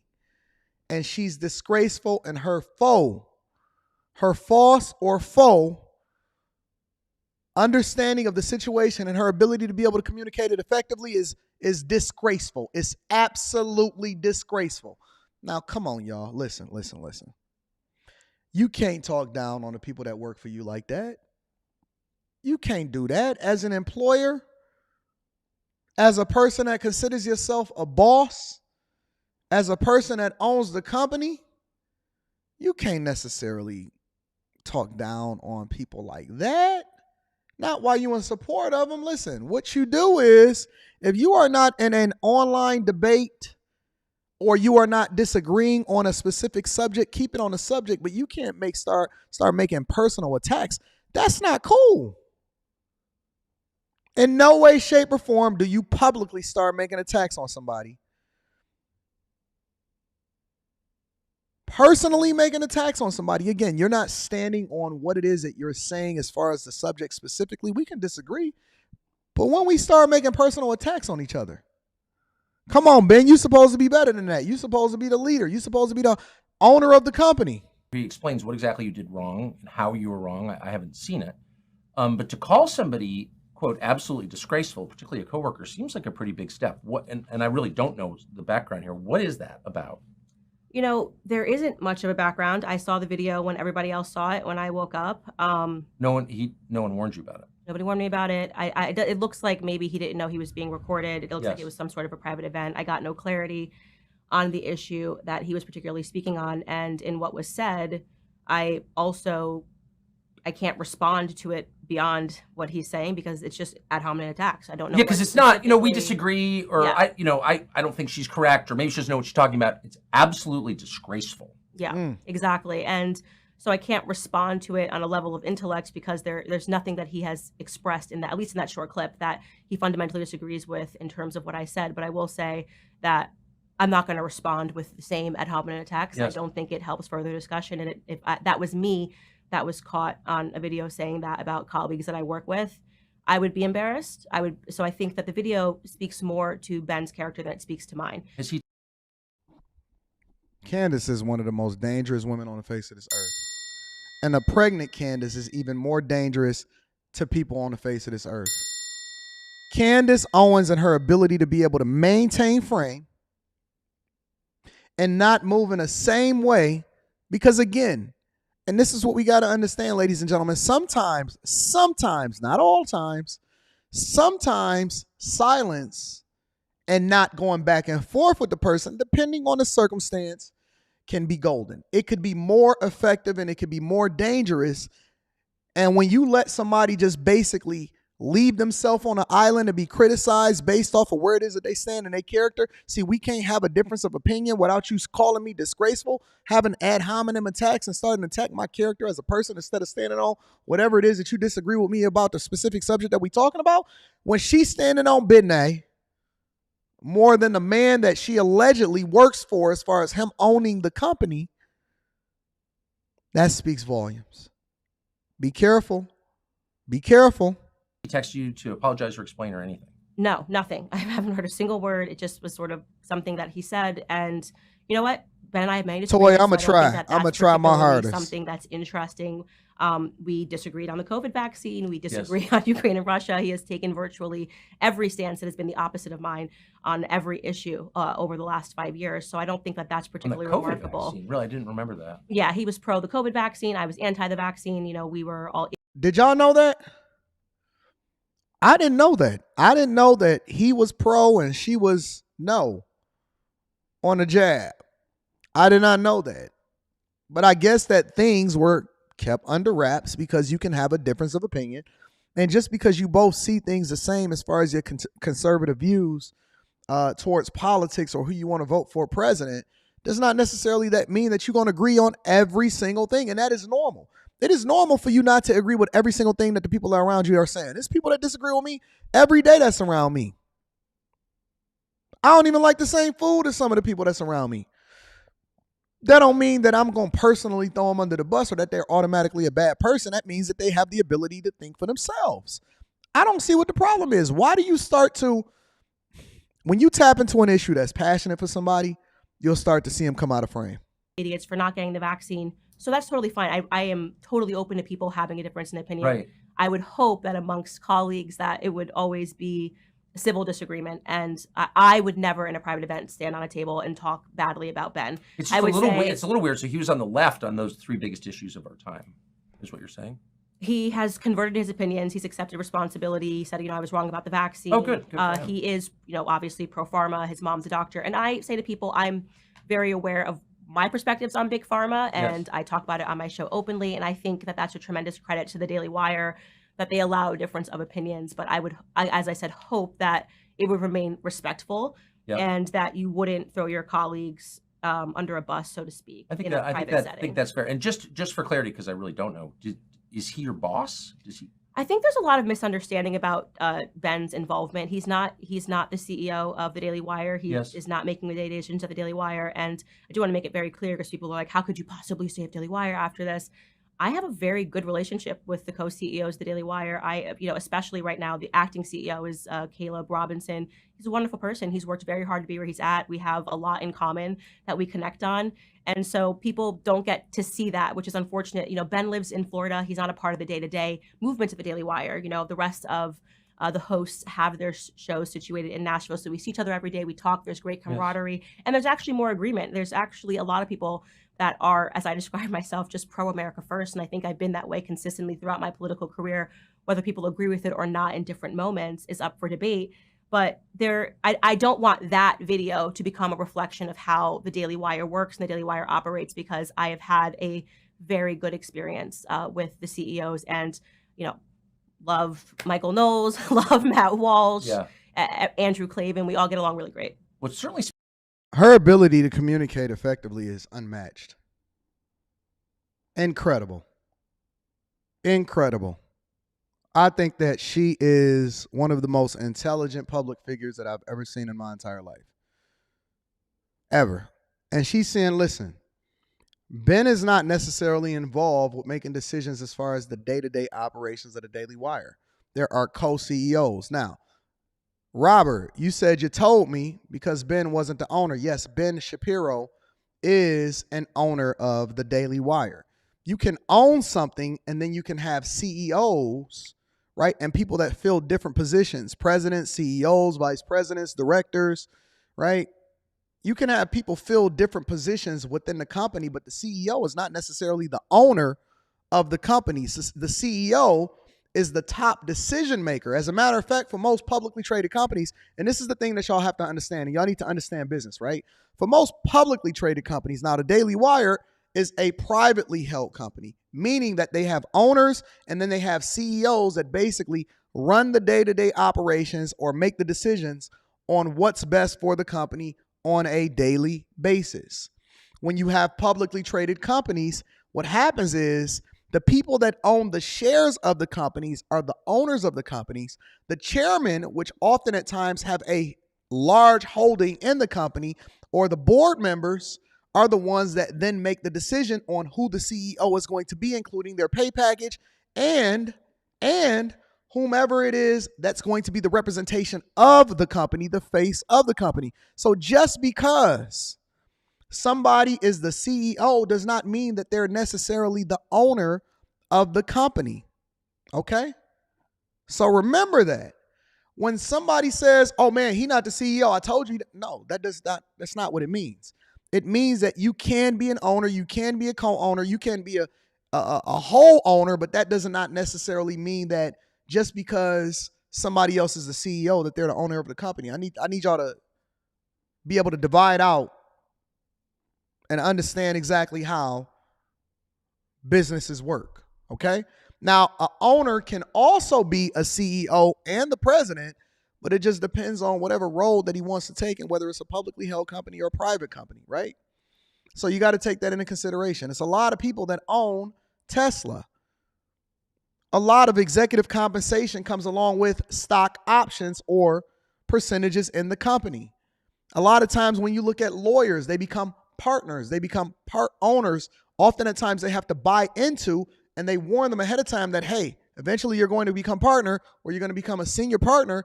Then this is the amount that it's going to cost for you to continue to share in the profits and continue to grow this company and this firm, right? So y'all have to understand exactly what it means to be a CEO and an owner. And also, on top of this, it does not mean that Ben Shapiro is right. Does not mean that Ben Shapiro is right.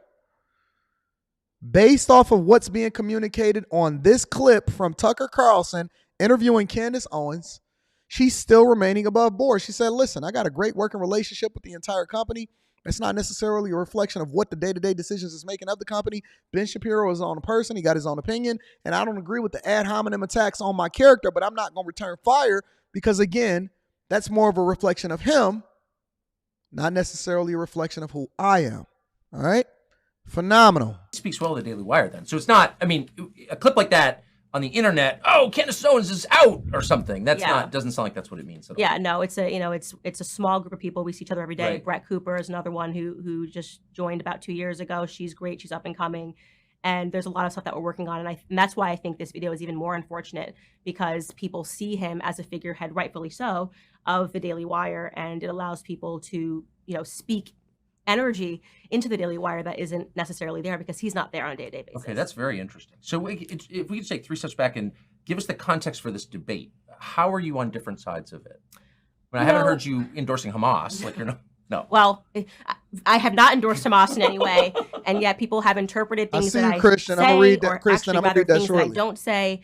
It's becoming very much reminiscent to me, and why I have used my platform to say this, of Black Lives Matter, where if you don't say anything, they say your silence is violence. If you say something and it's even-handed and it's nuanced, which is to say, during the times of Black Lives Matter, you might say, I don't support police brutality. Who does? I don't support racism. Who does?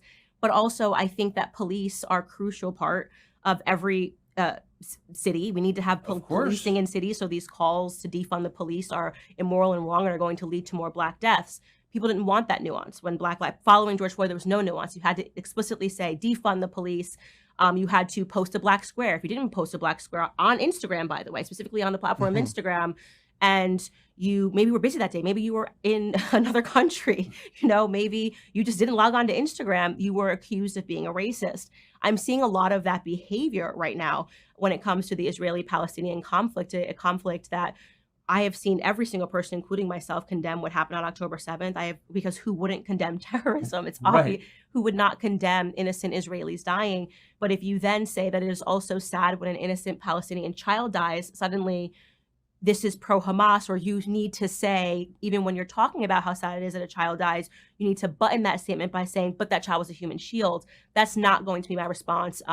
First off, as a mother, that's not going to be my response as somebody who is about to give birth when I see these images of children involved on both sides of the conflict. I've pointed to the people that are mocking dead Israeli children and said that they are horrific. I am even keel on this matter, and yet people think that you need to be extreme. So people that have become more radical and extreme are perceiving a moderate stance as not enough. And Because I was about to say, people can disagree with you or agree with you or whatever, but you certainly don't seem radical on this topic. I'm definitively not radical. My stance has not changed in terms of whether or not America should be involved in this conflict. Whether we were talking about Afghanistan, my comments have been clear. They've been documented for years. Whether we are talking about Ukraine and Russia, my comments have been clear and they have been documented. I mean, you can go back to me even talking about NATO expansion before things erupted between Russia and Ukraine, Yes. and having a meaningful discussion about how much expansion is too much expansion. How would we feel if we had troops on our border? These are things that should be allowed in an academic discussion. You should be able to sit on stage and should be able to debate these ideas without using ad hominem attacks to say that you're a pro-Putin puppet or you're pro-terrorism. Even in the aftermath of 9/11, something that we all remember as part of my childhood. I think I was in 7th grade at the time, and I'm born in the New York City area, so this was a very big deal. If a person the day after 9/11 wanted to debate the Patriot Act, it's not fair to call them terrorist sympathizers. No. Actually, they would have been proven right in the long run. That act, we gave up a lot of our freedoms. And I think there was only one congressman, a Republican, that was against the Patriot Act at that time. So it's important, actually, when you start making decisions in a highly emotional time, that people sit down and have these academic debates. And there are people that are saying, no, it doesn't matter because people are dead, that you need to just choose a side, and that needs to be it. It needs to become tribal. And basically what she's saying is that two things can be true at the same time. You can have sympathy for a child that is used as a human shield as a result of the conflict, but then at the same time, I can condemn the attacks that then basically started this entire fallout in the first place. And so because everybody is forcing everybody to take a position, or they say that your silence is also a support for whatever it is that they don't necessarily agree with about whatever conflict is happening at that particular time. And she used the 9/11 in hindsight situation in order to illustrate her point. I think she articulated herself pretty well. I think that she's communicating really well. I think that she's basically pointing out the hypocrisy of the fact that part of what they stand for as conservatives is being able to have an opinion that may or may not differ from yours, but it's also freedom of speech. And it doesn't necessarily reflect my character. It just means that I have a difference of opinion and I'm open to the conversation instead of shutting myself off and saying that this is the way that things should be. I think that she's absolutely right. And I think that it's unfortunate that she works at a company where somebody labels himself as an owner. I don't know what percentage he has in a company or not, but where somebody labels himself as an owner, but then he's continuously having conversations and throwing attacks on people personally instead of having a conversation based off of where she stands on a position of the war in general, with the additional context that she's adding into it. It's unfortunate, but I think that she's smart. She's incredible. I think that she understands exactly where she stands within the company and also on the spectrum of what's happening in social media. And there's no way in the world that Ben Shapiro can see himself as being right in this situation just because he is owner or just because he holds a particular position when it comes to this whole Israel problem in the first place. It's silly. It's silly to be conservative, but then to try to censor somebody and say that they're disgraceful personally for where it is that they stand on any particular issue that you may or may not disagree with. We understand that it may be personal to you. We understand that this may be a big issue to you because of the cultural differences, but we're not going to separate what it is that Candace has been doing. Candace has been an equal accountability smoke giver the entire time that she's been a public figure in the first place. As a matter of fact, Candace Owens stands so far into the truth, not your truth, not her truth, but the truth. And I've even disagreed with some of the positions that Candace Owens has had on certain issues, but she stands so far into the reality of what the truth is that it makes you uncomfortable because you can't necessarily take a stand against her. You have to attack her personally. And when you start to see people get attacked personally instead of professionally, basically criticizing your position on something versus actually attacking you personally, that's a female trait. That's a feminine trait because you're letting your emotions control you. And it's a difference between being emotional and passionate. Everybody has emotions and everybody can have passion and be passionate about whatever it is that they're talking about.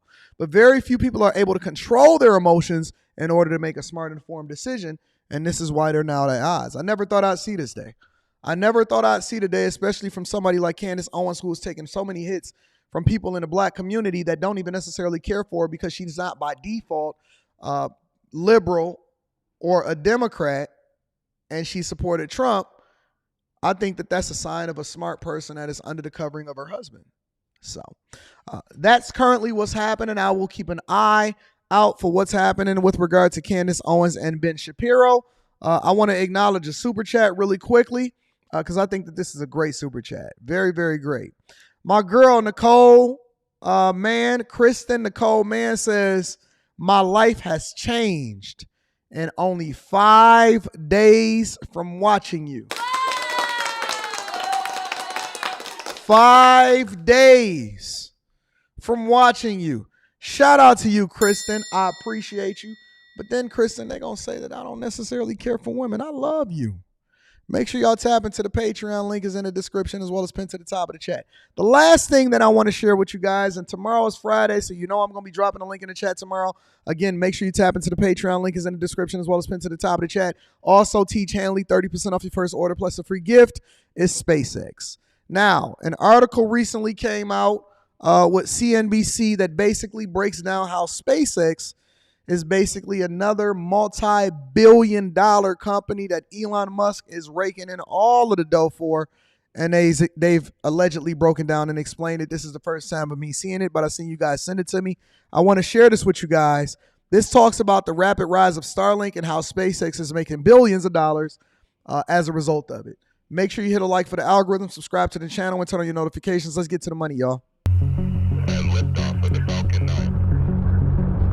Elon Musk's SpaceX is known for its frequent launches, which now dominate the space industry. But what many of these rockets are launching is just as important for the company as the launches themselves. Broadband mega constellation Starlink.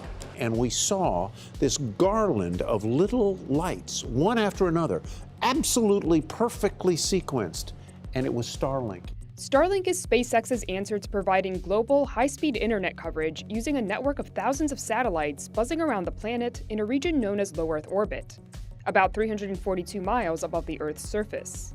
While Starlink may be a business unit within the broader SpaceX company, it's seen as crucial to its overall goals of making humanity multiplanetary and exploring bodies like the Moon and Mars, because Starlink is seen as an economic engine for the company. SpaceX reportedly generated $1.4 billion in revenue from Starlink in 2022. In early November 2023, SpaceX CEO Elon Musk announced that Starlink had achieved break-even cash flow. Starlink's importance to SpaceX overall as a company is imperative. Eurocouncil estimates that optimistically by the end of 2023, this business of Starlink could represent upwards of 40% of SpaceX's overall business. Interestingly enough, have you guys ever seen people that actually sign up for Starlink internet for their homes? I've seen it on online a couple times. Starlink also participates in what they consider humanitarian causes. And that largely comes from, for example, when an earthquake or a tsunami or a hard-hit region of the nation, Hawaii, for example, Starlink can then offer internet services because they're basically orbiting thousands of satellites in lower Earth orbit in order to keep us connected regardless of what our infrastructure is down here on the United States of America or any other place in the world. So I'll give you an example. It was communicated to me, and I remember when this first started happening, that they started providing internet services on planes. For example, Delta. And then they'll say, hey, through this provider or whatever, so on and so forth. But then somebody informed me and they said, Anton, that's actually Starlink. And it started making sense to me. Now, I don't know exactly how true this is, but what's basically happening is they've basically figured out how to leverage different things that NASA is contracting them to do to also continue to build their own business, especially around Starlink. And one of the ways in which they make money is they're offering internet services to planes based off of the satellite signals and the satellites that's in orbit for you to be able to stream, live stream, communicate, and all of this stuff. And so I was like, wow, that's pretty impressive. To have the foresight to be able to do that and the research and development that goes into it and then make it a business model to monetize it later is pretty impressive. It's pretty impressive. And I couldn't understand it. And I'm one of those people, I don't just say, oh man, yeah, this is cool, whatever. I need to understand it. I need to understand it. How are they able to offer internet services outside of the signals that we get here on Earth? Because I can't even drive down some of these streets. Y'all said for Royal Caribbean as well, they provide internet services for Royal. See, that's what I'm saying. I was scared to even go on a cruise because I was thinking to myself, I'm not going to be able to kick it with my people. How do you offer internet services in the middle of the ocean? You know what I'm saying?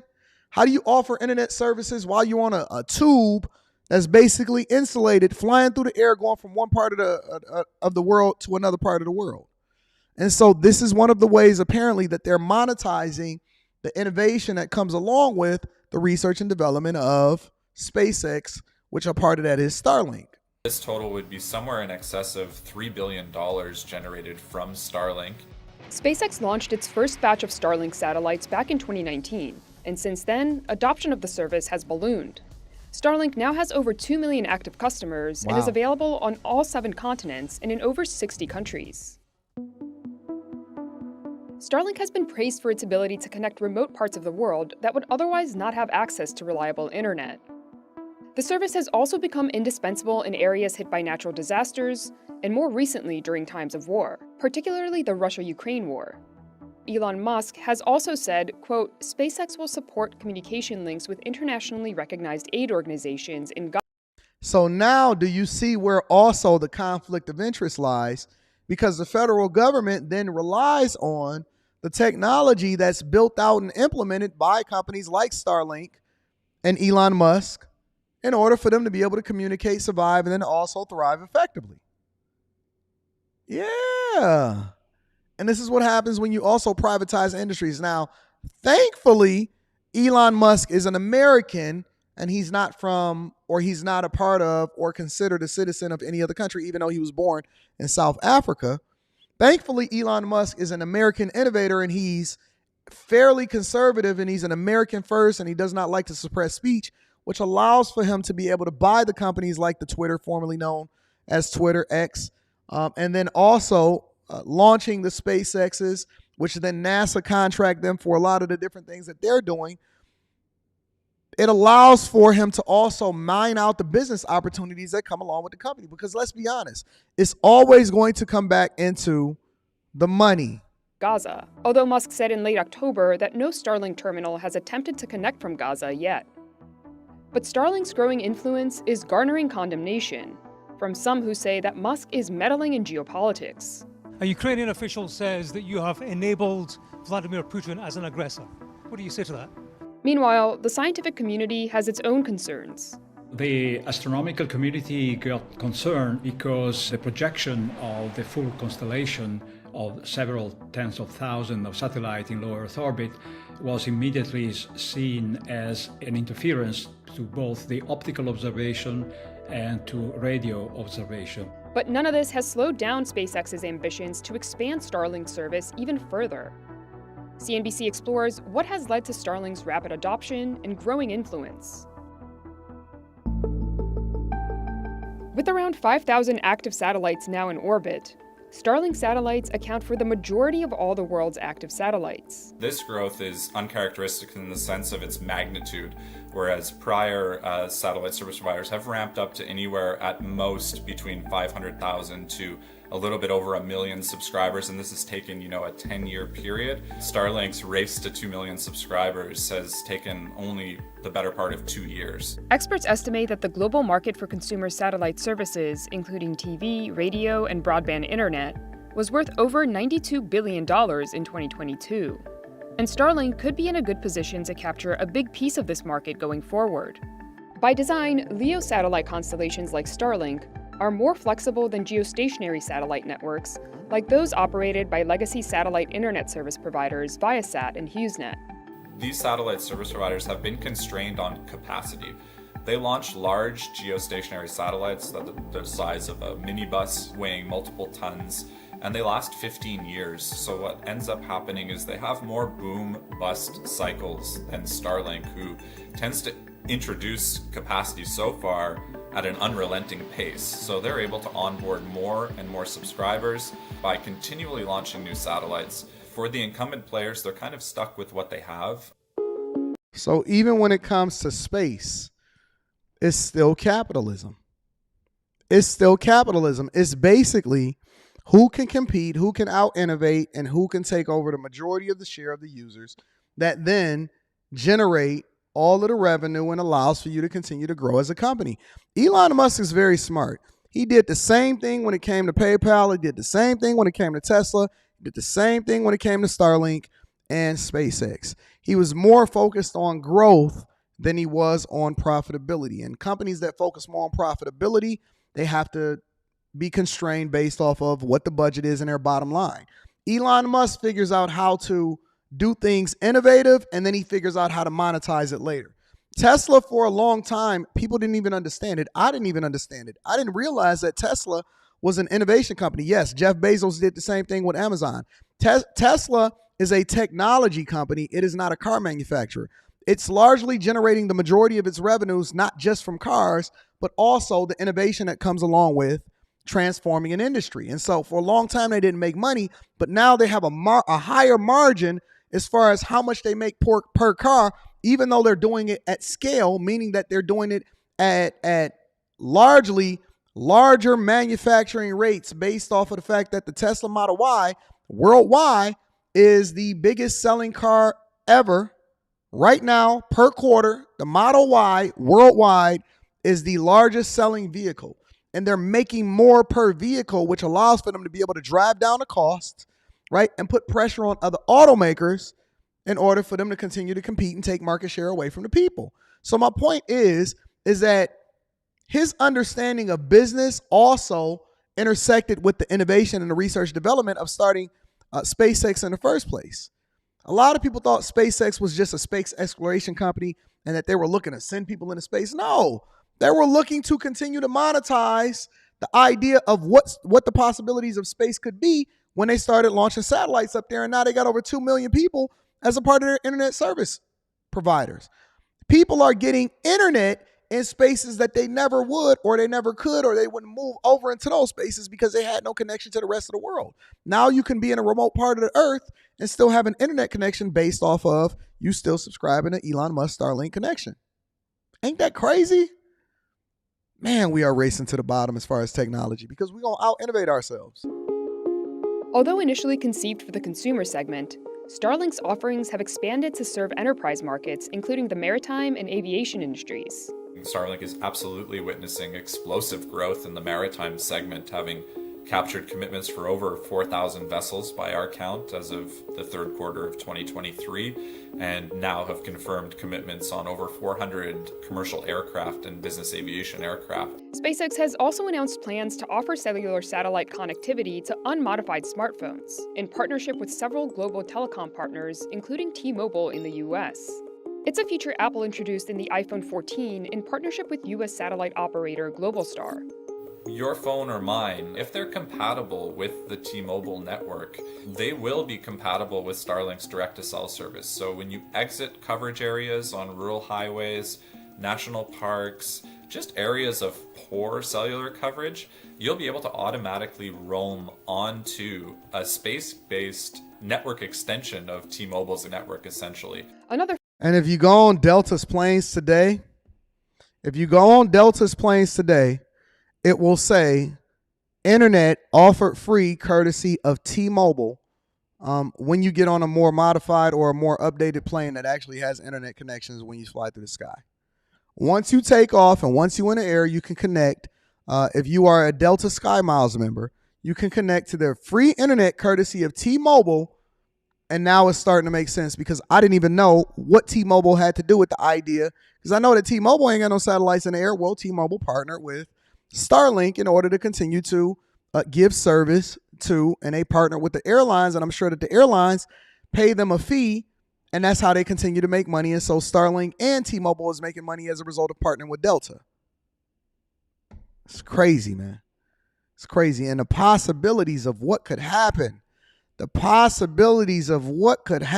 that you have all of these interconnected companies that they own is wild, bro. A factor that's helped Starlink's rapid growth is the independence with which SpaceX is able to operate. Starlink is vertically integrated. It makes its own satellites, it launches them, and it's crafted its own service. So it's almost completely disintermediated in terms of suppliers and its distribution channels. It's a portable system, so when you think about how you connect to Starlink satellites, it's a small antenna or terminal, fairly inexpensive, and all you need to do is plug it into a power source. But making its equipment user-friendly has not come cheap for SpaceX. Early on, the company faced steep costs to manufacture its consumer antenna. Production was initially estimated to be as high as $3,000 per unit. At the time, SpaceX charged consumers $499 for its equipment, meaning the company was eating a lot of the cost. Since, SpaceX has cut the manufacturing cost of its antenna to under $600 and charges residential customers $599 to buy them. Starlink's ease of use and deployment has made it an indispensable tool in the Russia-Ukraine war. The big benefit of Starlink and how it's being used in Ukraine today, it is communications. It's providing a pathway for the military, for civilians to stay connected to the outside world. It allows a pathway for the military to communicate with each other and to provide command and control direction to their forces. SpaceX began offering its Starlink service to Ukraine at the request of Ukraine's digital minister, Mikhailo Fedorov, back in February 2022. Here's Musk reflecting on Starlink's importance at the 2023 Viva Technology Conference in Paris. Russia had actually taken out all of the satellite communications and all of the ground communications except for Starlink. It was the only one that was still operating. And even today, it is still the only one that is effective at the front lines. And that's pretty insane, bro. That's pretty insane that he can basically circumvent the intentions of one country at war with another country and still offer services because they have no access to be able to take down what it is that he's already launched above their capabilities. I remember when Trump said that there was going to be a space force and everybody laughed at him. Remember when Trump said, I hate to bring this back to the front of the congregation, but this is what happened. Do you remember when Trump said that there was going to be a necessary need for a space force and everybody laughed at him? See how everything come full circle? It's going to be wild. The future is going to be insane. But anyways, I just wanted to share a little bit of that with y'all. I don't want to go over the whole thing, but I just want to make sure that I acknowledge that. Teach Hanley, 30% off your first order plus a free gift. Thank you guys for continuing to support the platform and sponsor the show. Make sure you guys tap into the Patreon. Link is in the description as well as pinned to the top of the chat. Lots to come. Tomorrow is Friday. It's Thursday Eve. I know a lot of people probably fumbled the bag already, but Thursday Eve, don't fumble the bag before you get paid on a Friday. Even if you got your direct deposit today. Again, listen, I love you guys. I appreciate you. I want you guys to be safe. Be careful. Surround yourself with the right group of people. Don't find yourself running in the Victim Olympics. And then do me one more favor before we get up out of here. Make sure you share this with your family and friends. We don't want to be successful by ourselves. I love you. I appreciate you. Prince Elian says, let me pull that super chat up really quickly. I got to acknowledge the people. Prince Elian says, like Trump, folks are working to stop or discredit Elon Musk because they can't control him. Watch the opening to Iron Man 2, for example. Thank you, my friend, for continuing to hold me down. Listen, it's been a great show, great opportunity. I don't know what we're going to talk about tomorrow. If y'all have articles that y'all think is relevant to the show and comes back to the money, make sure y'all email me at antondaniels413@gmail.com. And again, if you find yourself wanting to be in a group of people that want to go in the direction that you're going in, make sure you tap into the Patreon. The link is in the description as well as pinned to the top of the chat. And then my guy Brock came through with the fireball and said, I got this Pass the Love offering for you, big dog. Thank you, my friend. I love you. I appreciate you. Y'all be safe. Enjoy y'all evening. Get that money. Talk to y'all later. Peace.